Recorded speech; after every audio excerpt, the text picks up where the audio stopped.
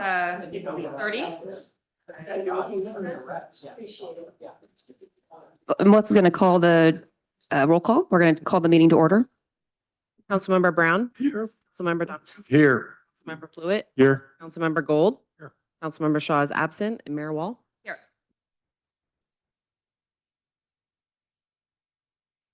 Okay.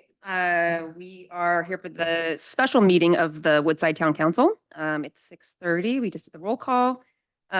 We are going to do public comment.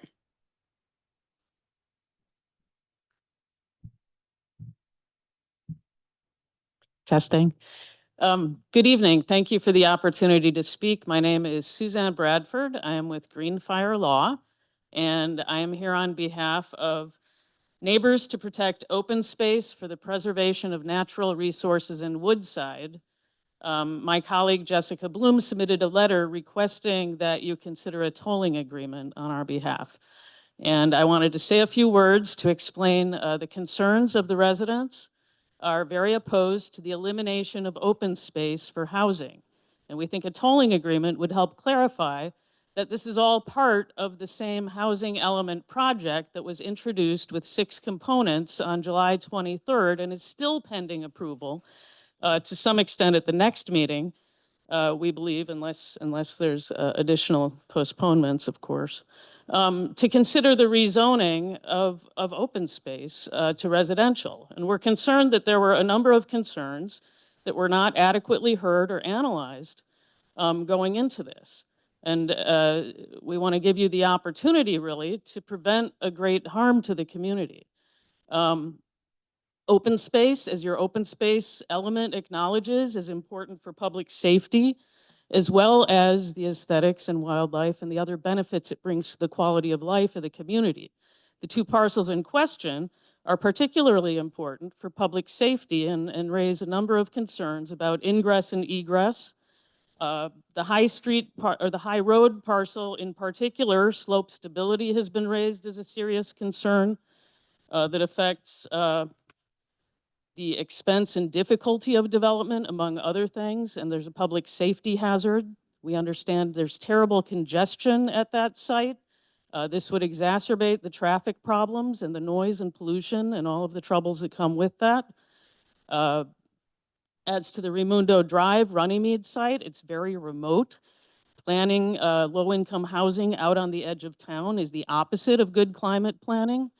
And we think there was really a failure to look at all the alternatives. In particular, the alternative that was considered, the town center and Skylonda combination, the town center opportunity would allow 29 units that are in a central location that would be very climate-wise and not impose the unstable hillsides and gas lines and other concerns that we have at these open space sites. That would be a difference of only 4 sites compared to the 2 open space areas combined only give you 33. So those 4 additional homes could either be additional ADU units or perhaps a slightly higher density at one of the college sites could be 20 per acre instead of 10 per acre. And that way we could have no sacrifice of open space. So I hope that you will consider our proposal, and I appreciate the time. Thank you very much. I neglected to read our preliminary language when we open public comments. I'm going to do that now, and then we will continue the public comment. So just pursuant to Government Code Section 54954.3A, persons wishing to address the council on non-agendized items that are within the jurisdiction of the town are invited to do so. Please note, however, that the council is not able to undertake extended discussion or to act on non-agendized items. Such items can be referred to staff for appropriate action, which may include placement on a future agenda. This communication period is limited to 5 persons, 3 minutes each. Any additional persons wishing to be heard will be scheduled at the end of regular business. All right, with that, we'll continue the public comment. Would any further public comment in the room? All right, is there anybody in the Zoom room? No attendees on Zoom. Okay, great. I'm going to close. Yes? One additional point that I think is Sure, go ahead. thank you.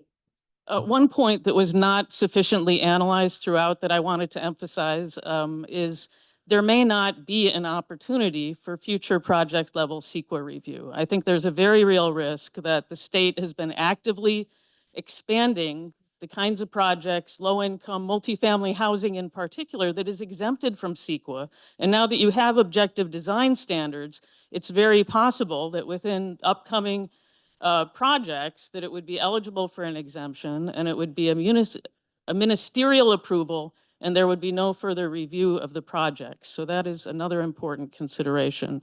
Before you are locked into a decision that's irreversible, we encourage you to give us the opportunity to take a closer look and slow it down that would not risk non-compliance with HCD, but might buy us some time to make a better decision before it's locked in. Thank you. Thank you very much. Okay, last call for public comment in the room. Last call for Zoom room public comment. Okay, we're going to close public comment, and the council's going to adjourn to the conference room to do council deliberations. Thank you. Till what time would they be come back? I think that depends on how long our deliberations take, so.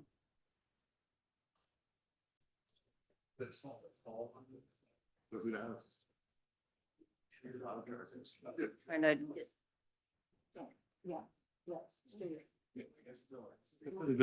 We haven't started, okay.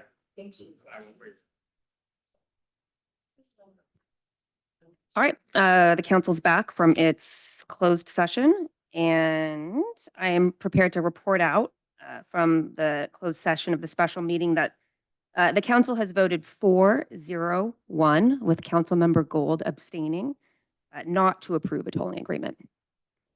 And with that, we're going to close the special meeting of the town council.